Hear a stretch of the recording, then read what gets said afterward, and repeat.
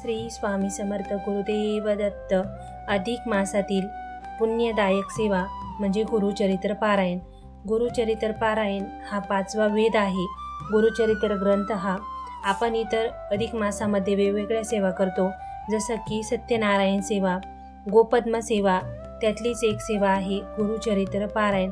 गुरुचरित्र पारायण कसं करायचं अधिक मासामध्ये, सोपे आणि साधे नियम कोणते पाळायचे, त्यानंतर उद्यापन कसं करायचं आणि आपल्याला या सेवेचं अधिकाधिक फळ कसं मिळेल याबद्दल संपूर्ण माहिती या व्हिडिओमध्ये. सर्वप्रथम तुम्हाला ज्या दिवशी गुरुचरित्र पारायण करायचं आहे त्या दिवशी ती जागा पाण्याने स्वच्छ करायची. त्यावरती तुम्हाला चौरंगावर गुरुचरित्र ग्रंथ, एक वस्त्र, त्यानंतर एक कलश स्थापन करायचा आहे. कलश स्थापन आपण का करायचा, तर आपलं कोणतंही कार्य सिद्ध करण्यासाठी, ते पूर्णत्वास नेण्यासाठी आपल्याला कलश स्थापन करायचा असतो. हा कलश म्हणजेच मंगल कलश. हा कलश स्थापन करताना तुम्ही सप्तनद्यांचं नाव घेऊन आणि तुम्हाला हा कलश स्थापन करायचा असतो. त्यानंतर काय करायचं की सुरुवात कधी करायची, सुरुवात आपल्याला शनिवारी करायची असते गुरुचरित्र पारायणाची, जेणेकरून सांगता ही शुक्रवारी येते. शुक्रवार हा नृसिंह सरस्वती श्रीपाद श्रीवल्लभ स्वामींचा निजानंद दिवस आहे. ते आपल्या धामाला या दिवशी गेले होते, त्यामुळे तुम्हाला या दिवशी समाप्ती करायची आहे. समाप्तीला आपण काय करायचं ते पुढे बघूच. सर्वप्रथम आपल्याला काय करायचं, तर ज्या दिवशी तुम्हाला पारायणाची सुरुवात करायची आहे त्याच्या आदल्या दिवशी तुम्हाला एक गोमाता आणि 4 कुत्र्यांना तुम्हाला अन्न द्यायचं आहे. एक पोळी, तीही गावरान तूप लावलेली, तेलाची पोळी द्यायची नाही, गावरान तूप लावलेली पोळी तुम्हाला 4 कुत्र्यांना द्यायची आहे. तर 4 श्वान का आणि एक गोमाता का, तर गोमाता म्हणजे कामधेनू आणि 4 श्वान म्हणजे 4 वेद. म्हणजे आपण ज्या वेळेला त्या श्वानांना आणि गोमातेला पोळी अर्पण करतो त्यावेळेला आपण आपलं कार्य पूर्ण होण्यासाठी त्यांना प्रार्थना करत असतो. म्हणून तुम्हाला एक गोमाता आणि 4 श्वानांना या दिवशी आदल्या दिवशी पोळी द्यायची आहे. त्यानंतर काय करायचं, असं तुम्हाला पूजा मांडून घ्यायची आहे आणि त्यानंतर आपल्याला ग्रंथ वाचन करायचं आहे. 1 ते 7 दिवस तुम्हाला ग्रंथ वाचन करायचं आहे आणि 8व्या दिवशी उद्यापन करायचं आहे. नियम काय पाळायचे, तर सर्वप्रथम पहिला नियम म्हणजे मांस भक्षण करायचं नाही. मदिरा, मांस भक्षण आणि बाहेरचं कुठलंही अन्न तुम्हाला ह्या दिवशी, ह्या 7 दिवस तुम्हाला घ्यायचं नाही. शक्य असल्यास आपण आपली शिव म्हणजे आपल्या गावाची जी वेस असते ती ओलांडून ह्या 7 दिवस जायचं नसतं. अगत्याचं असेल तर जाऊ शकता, पण नाही गेलं तर चांगलं. वस्त्र कोणतं परिधान करायचं, तर वस्त्र तुम्हाला घालायचं आहे पिवळं. पिवळं घातलं तर अतिउत्तम, नसेल तर तुम्ही गुलाबी आणि भगवं वस्त्र घालू शकता. काळा आणि निळं वस्त्र घालायचं नाही, कारण काळा आणि निळा कलर हा नकारात्मक ऊर्जा खेचून घेतो. त्यामुळे आपण ज्या वेळेला वाचन करतो हे वस्त्र घालून आपलं मन एकाग्र होत नाही आणि चित्तही वाचनाकडे राहत नाही. म्हणून तुम्हाला हे वस्त्र घालायचे नाही. त्यानंतर वाचन कधी करायचं, तर सगळ्यात शुभ काळ असतो तो ब्रह्ममुहूर्त 3 ते 5, पहाटेचा 3 ते 5 या वेळी तुम्हाला वाचन करायचं आहे. शक्य नसेल तर तुम्ही संध्याकाळी प्रदोष काळात वाचन करू शकता. दुपारी 12 ते 12:30 या वेळेमध्ये वाचन करायचं नाही. त्यानंतर इतर कधीही केलं तर चालतं. फक्त वाचन करायच्या आधी तुम्हाला अन्न ग्रहण करायचं नाही. जेवण करून ग्रंथ वाचायचा नाही. खायचं काय आहे, तर तुम्ही हविष्यान्न म्हणजे सात्विक आहार घेऊ शकता. कांदा लसूण अट नाही. जर तुम्ही धरणार असेल तर कांदा लसूण वर्ज्य करा आणि दुसरं इतर कोणतंही सात्विक अन्न घेतलं तर चालतं. फक्त शेपू भाजी आणि मसूर डाळ खायची नाही. नंतर दुसरं सात्विक अन्न तुम्ही कोणतंही घेतलं 7 दिवस तर चालेल. दुपारी आपण प्रत्येकजण दुपारी विश्रांती घेतो, तर विश्रांती घेताना तुम्हाला पलंगावर किंवा आपला जो कॉट असतो त्यावर बसायचं नाही. 7 दिवस तुम्हाला हा नियम पाळायचा आहे, कारण आपण जे अधिष्ठान मांडलेलं असतं गुरुचरित्राचं त्यामध्ये आपण कॉट किंवा इतर पलंगावरती बसायचं नसतं. खाली तुम्ही भूमिशयन केलं तर अतिशय चांगलं 7 दिवस. त्यानंतर आपल्याला ह्या ग्रंथामध्ये उद्यापन कसं करायचं असतं, तर तुम्ही 7 दिवस वाचन केल्यानंतर तुम्ही 8व्या दिवशी एक सुवासीन या दिवशी जोडपं जीव घालू शकता. नसेल शक्य तर आपल्याला जो स्वयंपाक करायचा आहे तेवढा शिदा तुम्ही ब्राह्मणाला दान देऊ शकता.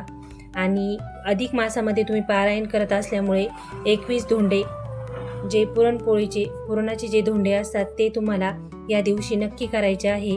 आरती करायची आहे आणि नंतर उद्यापन करायचं आहे. आरती दत्त महाराजांची, स्वामी महाराजांची तुम्हाला 10:30च्या वेळेला, सकाळी 10:30च्या वेळेला आरती करायची आहे. नैवेद्य अर्पण करायचं आहे. आता दररोज 7 दिवस तुम्ही कशाचा नैवेद्य महाराजांना दाखवायचा, दत्त महाराजांना, तर तुम्ही आपण जे काही भाजी पोळी खाणार आहोत त्याचा नैवेद्य दाखवायचा आहे. दुधाचा नैवेद्य दाखवला तर चालतो. गोक्षीर हे दत्तप्रभूंना, नृसिंह सरस्वती भगवानांना आणि स्वामी महाराजांनाही अत्यंत प्रिय आहे. या ग्रंथामध्ये श्रीपाद श्री वल्लभ स्वामी नृसिंह सरस्वती भगवान यांचं पूर्ण जीवनचरित्र वर्णन केलेलं आहे. त्यामुळे यांचं तुम्हाला 7 दिवस स्मरण करायचं आहे आणि तुम्हाला गोक्षीर यांना अर्पण करायचं आहे. त्यानंतर बहुतेक जणांना हा प्रश्न पडतो की ग्रंथ वाचन करत असताना आपल्याला जर गावी जावं लागलं किंवा बाहेर एखाद्या वेळेला अचानक जावं लागलं तर काय करायचं, तर त्या दिवशीचं वाचन तुम्हाला पूर्ण करून घ्यायचं आहे आणि त्यानंतरच तुम्हाला बाहेर जायचं आहे. आपलं वाचन जे असतं ते पूर्ण केल्यानंतर तुम्ही बाहेर गेला तर चालतं. फक्त बाहेरचं अन्न, अन्न तुम्हाला भक्षण करायचं नाही. एवढे साधे आणि सोपे नियम आपल्याला पाळायचे आहे. पहिला नियम पाळायचा असतो तो म्हणजे तुम्हाला आपली शीव ओलांडून जायचं नसतं. दुसरा नियम असतो तो म्हणजे कांदा लसूण वर्ज्य. तिसरा नियम असतो मांस भक्षण, मदिरापान किंवा कोणतंही व्यसन करायचं नसतं. चौथा नियम असतो ब्रह्मचर्य व्रत पालन. 5वा नियम असतो शुद्ध आणि शुचिर्भूत तुम्हाला कपडे घालायचे असतात. फाटके, निळे, काळे, चित्रविचित्र कलरचे वस्त्र परिधान करायचे नसते. त्यानंतर 6वा नियम असतो तुम्ही एकाच जागी बसून आणि एकाच वेळेला ह्या ग्रंथाचं पारायण करायचं असतं. सुरुवात जर तुम्ही पहिल्या दिवशी सकाळी 6ला केली तर तुम्ही 7ही दिवस 6 वाजताच हा ग्रंथ पठण करायचं असतं. एकच वेळ धरायची असते. त्यानंतर 12:30ला तुम्ही ज्या वेळेला 12 ते 12:30 हा दत्तप्रभूंचा भिक्षेचा वेळ असतो, त्यावेळेला तुम्हाला तुमच्या दारात येणारं श्वान, गाय किंवा इतर कुणीही त्याला अन्न द्यायचं असतं. ह्या 7 दिवस तुमच्या घरातून तुम्हाला कोणीही निर्मुखी जाऊ द्यायचं नसतं. असं म्हणतात की आपण ज्या वेळेला पारायण करतो त्यावेळेला आपल्या घरामध्ये दत्तप्रभू हे नक्कीच कोणत्या ना कोणत्या रूपाने येत असतात. म्हणून हा नियमही एक तुम्हाला पाळायचा असतो. आणि त्यानंतर सगळ्यात शेवटचा नियम म्हणजे तुम्ही ज्या वेळेला गुरुचरित्र पारायण करता त्यावेळेला कुणालाही वाईट अपशब्द बोलायचं नाही किंवा कुणालाही आपल्यामुळे दुःख होईल असे शब्द वापरायचे नसतात. असं साध्या आणि सोप्या पद्धतीने तुम्ही अधिक मासामध्ये हे गुरुचरित्र व्रताचं पारायण करू शकता. याला 5वा वेद म्हणतात.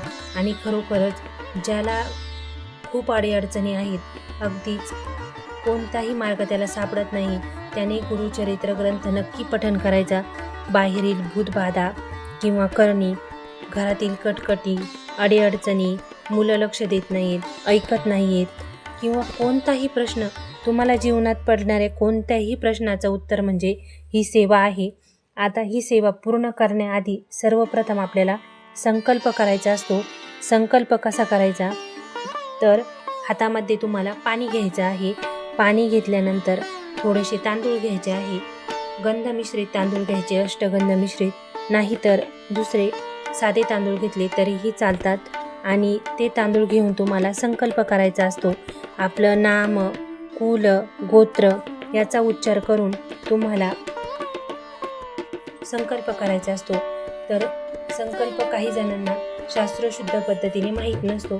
तर सोप्या पद्धतीने काय करायचं, तर आपल्याला हातात पाणी घ्यायचं असतं. तुम्ही उजव्या हातामध्ये पाणी घ्यायचं आणि त्यामध्ये एक फूल टाकायचं. तांदूळ नसतील तर तांदूळ, फूल दोन्हीही टाकलं तर चालतं. असं हातात पाणी घ्यायचं, एक फूल घ्यायचं आणि आपलं नाम, कुल, गोत्र उच्चार करायचं. म्हणजे मी सांगते की जसं आपल्याला गोत्र माहीत नसेल तर कश्यप गोत्र म्हटले तरीही चालतं. आता मी इथे माझं तुम्हाला उच्चार करून दाखवते संकल्प कसा करायचा. गायत्री नामाभिधान कश्यप कुल गोत्र उत्पन्न सकल कामना सिद्ध्यर्थ फलप्राप्त्यर्थ गुरुचरित्र सप्तदिन पूजन करिष्ये असं म्हटल्यानंतर तुम्हाला हातातलं पाणी आणि हे फूल तामणात सोडायचं आहे. आता हे पाणी आणि फूल तुम्हाला काय करायचं आहे तर झाडाच्या बुंद्याशी तुम्हाला हे टाकून द्यायचं आहे. फक्त तुळशीला अर्पण करायचं नाही, कारण तुळस ही लक्ष्मी माता स्वरूप आहे, म्हणून तुळशीला कोणत्याही संकल्पाचं पाणी आपल्याला घालायचं नाही. असे साधे आणि सोपे नियम तुम्हाला ह्या गुरुचरित्र ग्रंथाचे पारायणाचे करायचे आहेत. तर माझ्याकडून चुकून काही नियम जर राहिले असेल, काही माहिती राहिली असेल तर तुम्ही ती मला नक्की कमेंटमध्ये विचारू शकता आणि हा ग्रंथाचं पारायण तुम्ही नक्की करू शकता. व्हिडिओ बघितल्याबद्दल धन्यवाद. श्री स्वामी समर्थ. जय जय रघुवीर समर्थ.